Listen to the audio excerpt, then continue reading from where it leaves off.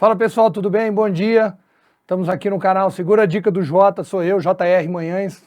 Hoje vamos falar um pouquinho para vocês sobre percepção de risco. Percepção de risco é a capacidade de você identificar e avaliar as ameaças que estão presentes dentro do seu dia a dia, utilizando toda a sua vivência, a sua experiência, o seu conhecimento, as suas habilidades, aquilo que foi passado pelos seus avós, pelos seus tios, pelos seus padrinhos, pelos seus irmãos, pelos seus amigos, ou simplesmente você viveu de forma individual, venha ser através de um vídeo, um livro, ou mesmo uma experiência real. Como que você trabalha isso dentro do seu dia a dia? A gente vai discorrer um pouquinho hoje ao longo desse vídeo. Pessoal, quando a gente está trabalhando a questão da percepção de risco, é muito importante a gente entender como que ele modifica e trabalha no contexto do nosso dia a dia. E hoje eu gostaria de trazer um exemplo muito importante e para mim bastante peculiar. Eu tenho aqui um casal de amigos meus, a Jéssica e o Guilherme, que são pais da Helena, que em breve estará chegando para animar, alegrar, trazer um pouco de bagunça. Filho, é importante trazer bagunça para a nossa vida, para que a gente sempre fique mais esperto, mais atento e trabalhe também a nossa percepção de risco. A Jéssica eu conheci quando ela foi estagiária comigo numa empresa. E eu a conheci, como eu brinco e ela mesma fala, uma menina. Hoje ela já é uma mulher casada, futura mãe, né, da Helena, e que vai trazer bastante coisa para que ela comece a trabalhar e pensar essa situação. A percepção de risco da Jéssica e do Guilherme mudou. Apesar da Jéssica trabalhar na área de segurança, saúde e meio ambiente, a partir do momento que ela identificou que ela era mãe e que teria uma outra pessoa dependendo dela, uma série de situações começou a passar pela cabeça dela. O que eu vou fazer com a tomada? Mas calma, a Helena não nasceu, mas a percepção de risco dela já foi atinada.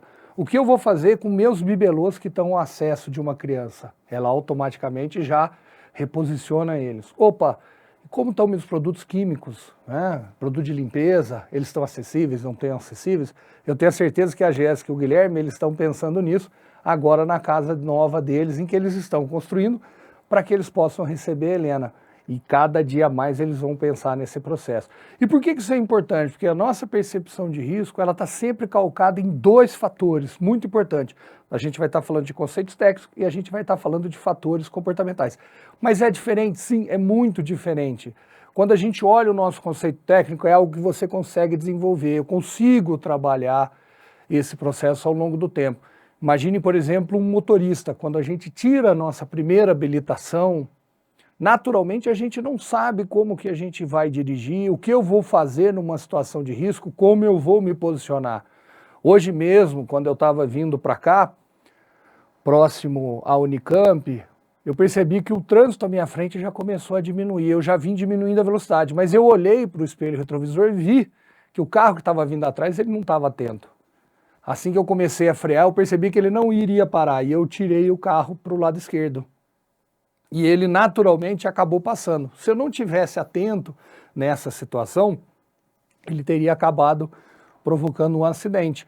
Mas esse é um fator que eu consegui, trabalhando o meu conceito técnico adquirido ao longo do tempo e o meu fator comportamental, mantendo algumas ações, alguns pontos que são importantes e a gente vai ver daqui a pouco nas dicas do Jota, para que a gente consiga trabalhar melhor essa situação.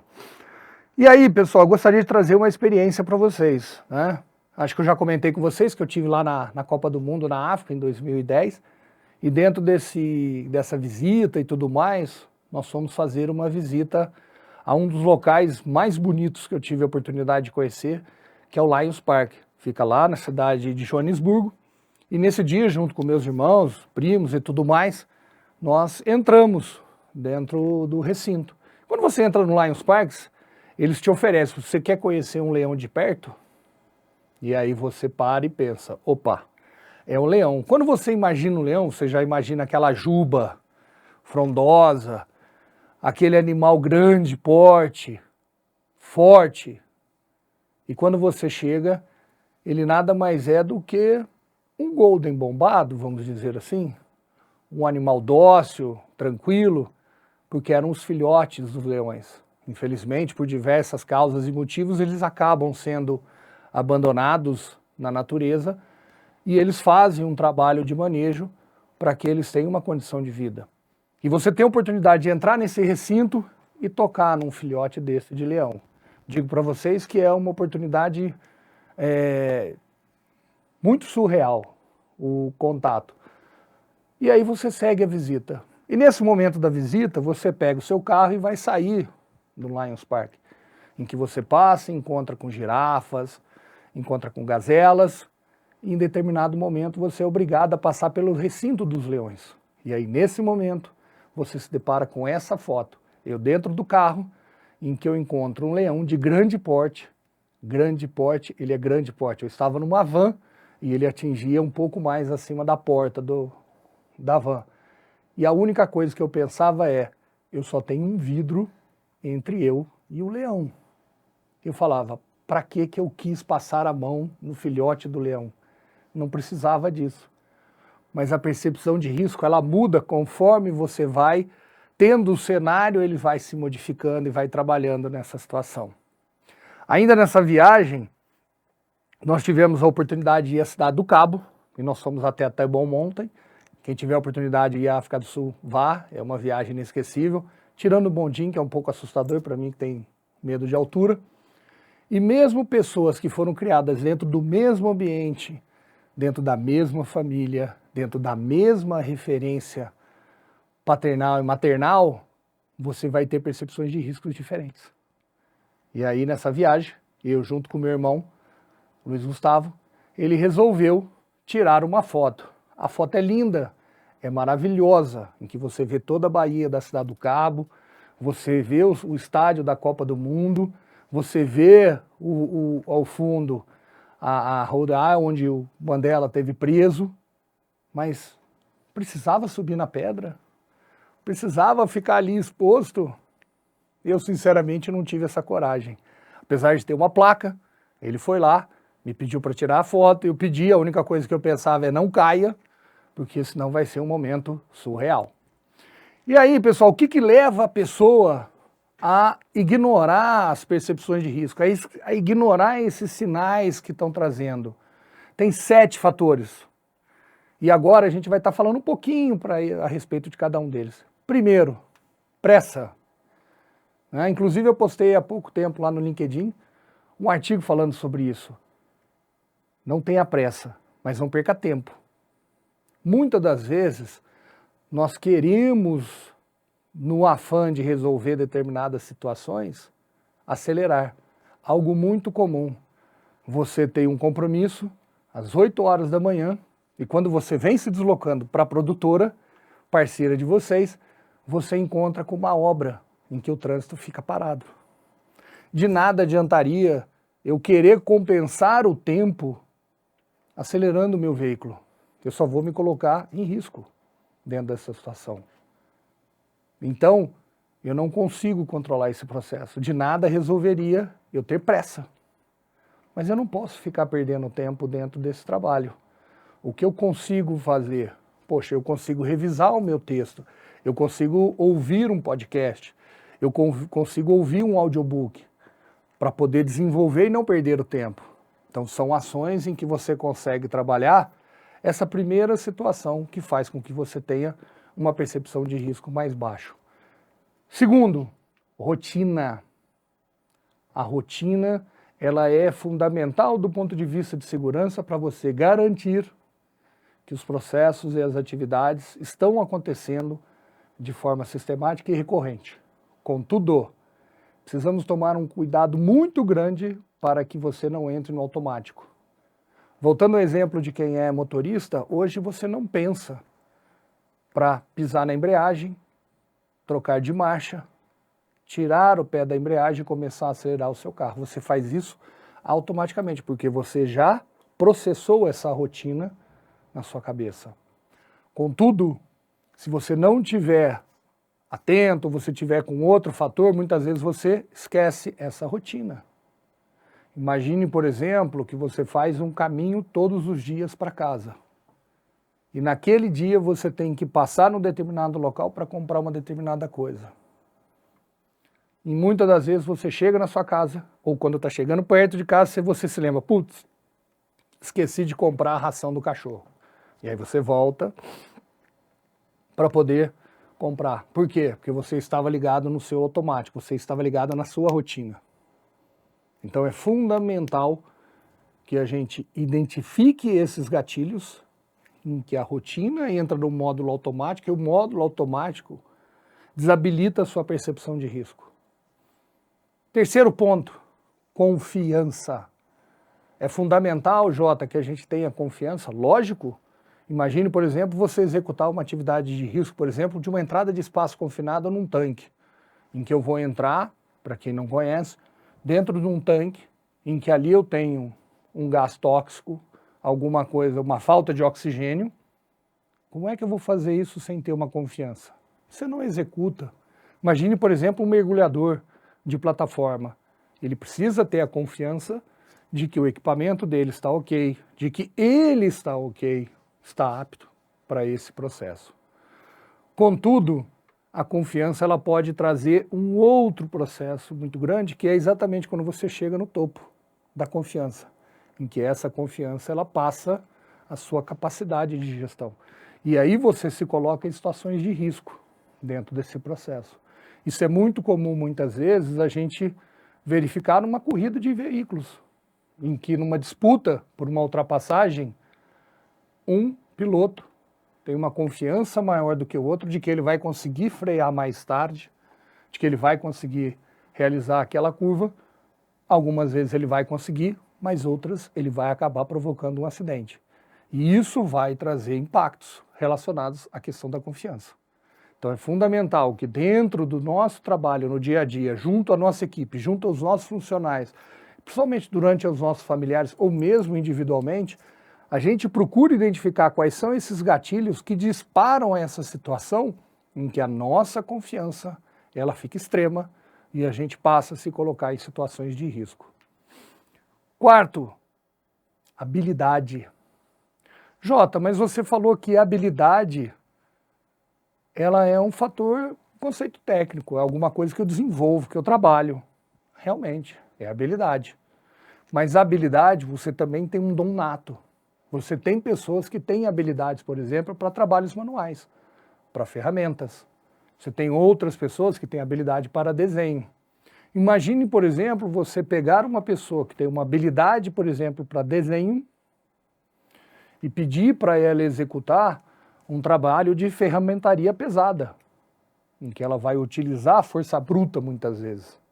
Talvez ela não tenha essa habilidade, ela não vai saber como pegar a marreta, ela não vai saber como posicionar, como ela bate e assim por diante. Hoje em dia é muito comum, diante de toda a informação que a gente tem, simplesmente você entrar no YouTube e buscar como realizar a instalação de um ar-condicionado. E a partir de um vídeo de 5, 10, 15 minutos, você olhar e falar assim, já sei como eu executo a instalação de um ar-condicionado. Será que você efetivamente desenvolveu sua habilidade? Será que você efetivamente se capacitou dentro desse processo? Será que você reteve aquele conhecimento que você absorveu dentro de um vídeo de 5, 10, 15 minutos? Acho que vale a pena, muitas vezes, a gente verificar. E aí a dica que eu dou é o quanto dentro do nosso processo de capacitação, de treinamento, desenvolvimento, a gente está olhando a efetiva habilidade. O quanto eu estou, por exemplo, olhando dentro da percepção de risco, situação em que um funcionário ele consegue identificar as ameaças presentes no dia a dia, no entorno do trabalho dele. É fundamental que você avalie essa habilidade dele para garantir dessa forma que você está fazendo o gerenciamento da percepção de risco. Essa é uma dica do Jota. Pessoal, quinto passo, isolamento. Dentro da minha carreira profissional, eu executei muitos deslocamentos aéreos. E uma das coisas que me chama muita atenção, toda vez que você desembarcava, principalmente que você não desembarcava no finger, né, que é aquele processo que acopla no avião e você utilizava as escadas, é natural que o time de solo coloque cones no entorno da asa para que você não passe embaixo da asa. Ela tem uma parte quente, você pode ter um acidente, etc. e tal, mas é natural. Isso é algo muitas vezes intrínseco. Assim como a água procura o caminho mais fácil, o homem também o faz. E nós queremos cortar o caminho por debaixo da asa. E quando a gente fala desse isolamento, da interação entre homem e máquina, é fundamental você garantir isolamento. E aí se depara numa situação que cone não é um isolamento, cone é uma sinalização, é um indicador. Existem formas de você garantir que eu tenho essa separação. Em outros locais, em outras atividades, eu não vou conseguir fazer esse isolamento utilizando uma barreira física. Então eu tenho que fazer esse isolamento através da distância. Se eu estou distanciando, logicamente eu estou dificultando muitas vezes a comunicação. Imagine, por exemplo, um operador de guindaste e o operador de plano de rig dele que está fazendo orientação para ele dessa movimentação. Se ele fica muito próximo, ele está dentro da zona de risco. E muitas vezes ele não tem contato visual. Se ele se distancia, ele só vai ter a comunicação verbal através de rádio. Mas em determinados momentos, a comunicação visual é fundamental para que ele entenda os movimentos que ele vai estar sinalizando para ele, assim como a comunicação verbal. Então, atenção quando a gente falar desse processo de isolamento, como que você garante que você efetivamente está isolando a interação, por exemplo, entre um homem e uma máquina. Sexto ponto que vai atrapalhar a nossa percepção de risco: limites. Limites são individuais. Limites estão relacionados às nossas crenças, a alguns valores, algumas situações. Como eu falei, na foto, lá na Cidade do Cabo, o meu irmão, por exemplo, não tem medo de altura. Então o limite dele permitia que ele fosse até a borda do penhasco, na minha visão de forma um tanto quanto louca, e tirasse uma foto maravilhosa para o Instagram. Eu tenho inveja da foto? Da foto. Tenho inveja de chegar ali de nenhuma forma. Tenho a mesma foto sem a minha presença lá. Graças a Deus que hoje nós temos a IA que me permite colocar ela de forma digital ali e eu ter aquela experiência sem ter corrido esse risco. Viva a tecnologia. O limite é fundamental para que a gente entenda. E isso você tem que, dentro do seu dia a dia, e principalmente junto com a sua equipe, entender quais são esses limites. Para que você possa posicionar, muitas vezes, uma pessoa que é mais afoita ao risco com uma pessoa que é mais prudente a essa situação. Se você tem só pessoas prudentes, você vai travar o seu processo. Mas se eu tenho só pessoas afoitas, eu vou aceitar tudo. O equilíbrio, o balanço é fundamental. Então pense como você está organizando muitas vezes os seus times, os seus pares, os seus turnos de trabalho. Sétimo, e para mim hoje, aquele que traz a situação mais complexa da gente trabalhar dentro do nosso dia a dia, que é a atenção. Hoje em dia, diante das demandas que a gente tem, diante das informações que a gente vem recebendo, por exemplo, num celular, num WhatsApp, num Watch, em que ele vai ficar, enquanto você está fazendo uma apresentação, sinalizando que você tem uma mensagem, distraindo você dessas informações do dia a dia. Como é que hoje em dia a gente trabalha para reter essa informação? Como é que você trabalha com as gerações para que a atenção deles esteja focado naquele momento? Então, em determinados momentos, estabelecer rotinas de parada para que ele efetivamente descarregue aquele momento de foco, de atenção voltada ao trabalho é fundamental. Mas em determinadas situações, a gente precisa entender que essa atenção, ela a todo momento, ela precisa ser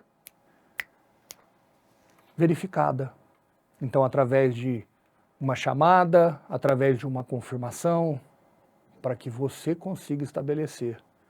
Um exemplo simples, eu fui síndico no meu condomínio e uma das rotinas que tinha é a verificação de perímetro.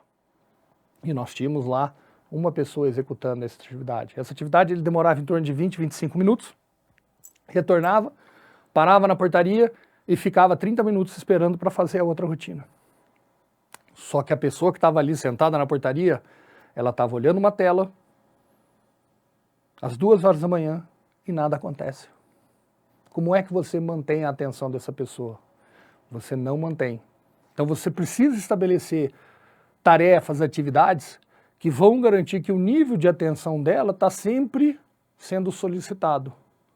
Uma ação simples, por exemplo, estabelece um rodízio. Então, quando esse primeiro fez a ronda e retornou, ele teve o período de descanso, ele senta e o segundo sai. Com isso, você muda o ambiente, você muda o cenário, você muda aquilo que está sendo visto. Deixa de ser uma paisagem para um, aquilo passa a ser uma novidade para o outro, e com isso ele passa a ter essa atenção.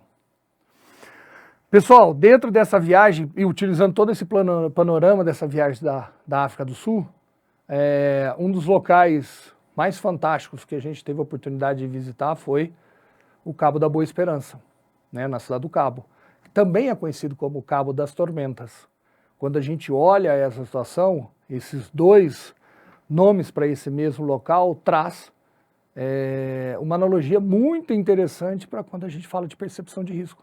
Se a sua percepção de risco ela está sendo feita de uma forma consistente, com calma, com atenção, com a habilidade, tendo a confiança de que você está buscando a melhor situação dentro de um limite estabelecido de forma pessoal, profissional e corporativo da sua empresa, você vai fazer um cabo de boa esperança, você vai encontrar um mar tranquilo. Mas em determinadas situações, se você tiver pressa, se você tiver uma falta de habilidade, se você tiver uma baixa atenção, esse cabo da boa esperança se vira um cabo das tormentas e você vai encontrar um mar revolto, com bastante corrente, com bastante vento, que pode te direcionar para locais a qual você não gostaria. E para a gente chegar e finalizar o nosso trabalho, eu gostaria de falar a minha experiência sobre percepção de risco. Quando eu iniciei esse trabalho, mais do que a gente buscar qual é a empresa, qual os locais em que você vai fazer uma filmagem, que você vai buscar para registrar a sua marca, você precisa entender que existem profissionais e profissionais. E diante desse processo, para minimizar os meus riscos, para buscar trabalhar com profissionais que não vão trabalhar com pressa, mas não vão perder tempo, que tenha confiança, que tenha habilidade, que trabalhem dentro de limites, que vão dar a atenção à minha empresa, eu busquei trabalhar junto com o pessoal da Magilux, Marcas e Patentes, a qual agradeço muito ao Gilberto por todo o suporte que ele tem me dado, e ao time aqui presente da Dark Sierra Produções, que tem me auxiliado e assessorado muito nesse processo, que é algo novo para mim, a qual eles têm bastante conhecimento e podem, com isso, me ajudar a minimizar os meus riscos. Então fica aí o agradecimento especial para a Magilux, para a Dark Sierra, dentro dessa nossa caminhada. E para a gente chegar aqui ao nosso fim, gostaria de trazer, como sempre, uma frase de Peter Drucker. Existe o risco que você não pode jamais correr. E existe o risco que você não pode deixar de correr. O quanto você está separando os riscos que você não tem espaço de falha, daqueles riscos que você consegue minimizar, quais são as possibilidades de ocorrências que vão trazer um incidente grave, uma catástrofe, um desastre para dentro da sua organização. Pense nisso e siga para mais dicas. Um abraço.